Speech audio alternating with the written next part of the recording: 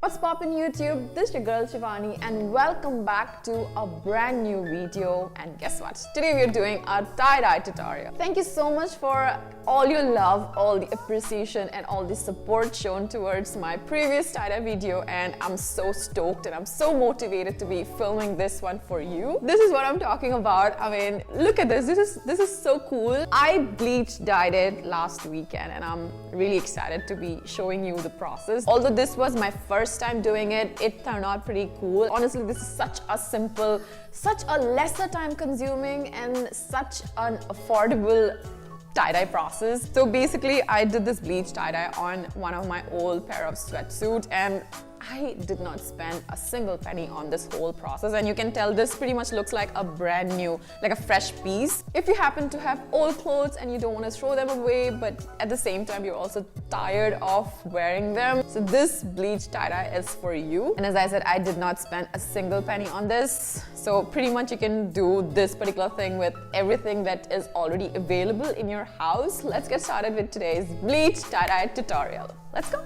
I'm gonna tie-dye this black hoodie, which is like 3 to 4 years old. I've worn it so much, and also these sweatpants. Literally, you can find these kind of sweatsuits anywhere, but I'm also gonna link a few down below in the description box for you. So here's everything you need apart from your old clothes, that is.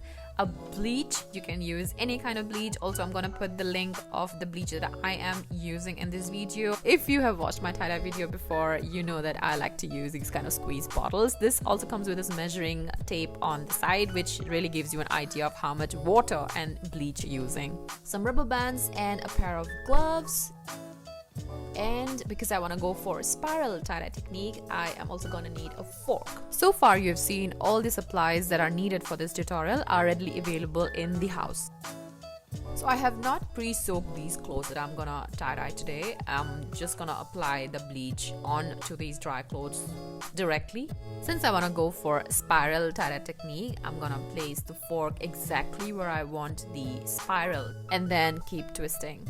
Also, make sure to give proper folds while you do that. Talking of pre-soaking, I think you can pre-soak your fabric too before you bleach dye them, but bleach merely takes off the color that's been used to dye a particular fabric, so it's not always required. One thing I forgot to add, which is like an expert's touch. So I've done so many tie-dyes, and what I figured out is the side of the fabric on which you do the spiral doesn't always turn out good, but the other side of it turns out really cool, which is why I have flipped this hoodie, if you've noticed, and I'm doing the spiral on the reverse side. Now I'm gonna use the rubber bands so that it looks like this. Basically, you have to imagine a pizza. You can use 3 to 4 rubber bands. I'm using 4 so that I have 8 slices of a pizza. On the sweatpants, I'm gonna try spiral on one side, and the other side plus the rest of the sweatpant, I'm gonna do the crumple technique. Again, if you've noticed, I have flipped the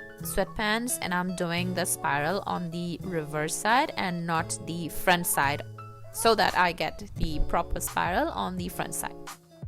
I'm gonna use 3 rubber bands this time so that I get 6 slices of pizza, and also you have to adjust the rubber bands properly so that there is a proper center and your slices are perfect. For the crumple technique, you can get as creative as you want. You can fold your fabric any way you want, and you can also use your rubber bands in any way you want. I love crumple technique. I think this is super easy and you can basically do whatever you want, you know? This is the final outcome. I've got my spiral and I've also got my crumple on my sweatpants, and now it's time to bleach.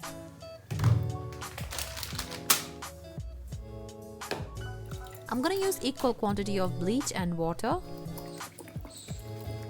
This is the front side of the hoodie. As I told you, the side of the fabric on which you put your fork, on which you do the spiral, doesn't turn out really nice, but you see the other side, which is the front side for my hoodie, turned out pretty neat. So now we're gonna apply the bleach, and I'm gonna apply it only on the alternate slices. Okay, now that the bleach is sort of dripping out of the cloth, I think I should have pre-soaked it. I legit never knew you can see the change in the color of the cloth this quick. I mean, wow. So as I told you, I'm gonna only use the bleach dye on the alternate slices, and same goes for the other side.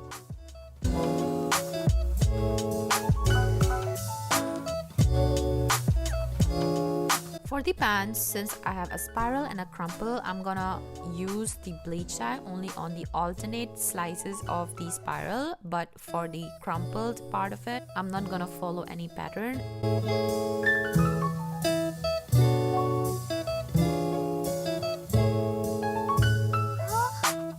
So I'm done with the bleach process. Now both of these has to sit for like 8 to 10 minutes. Alright folks, my bleached clothes are almost ready. You have to rinse it until the water runs clear. I've also lit a candle because the smell of the bleach is really pungent and strong.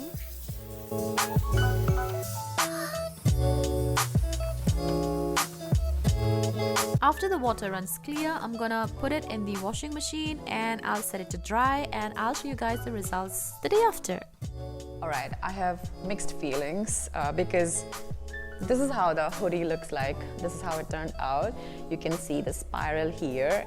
This is the back side of the hoodie, and this is the sweatpants. Now, this is the front side. So you see there's like a beautiful spiral over here, but they turn out different from one another. Like the bleach is not the same. So the whole point of doing this particular sweatsuit was to wear them as a sweatsuit, but unfortunately they turn out pretty different from one another, and I won't be able to wear them as a pair, but I can definitely wear them separately, which I'm also going to show you in a bit. So I was also trying to analyze, but basically I didn't do anything different. I did pretty much exactly the same thing for both of these pieces, and I researched a little bit and I found out that, which I also mentioned, that bleach merely takes off the dye which has been used to,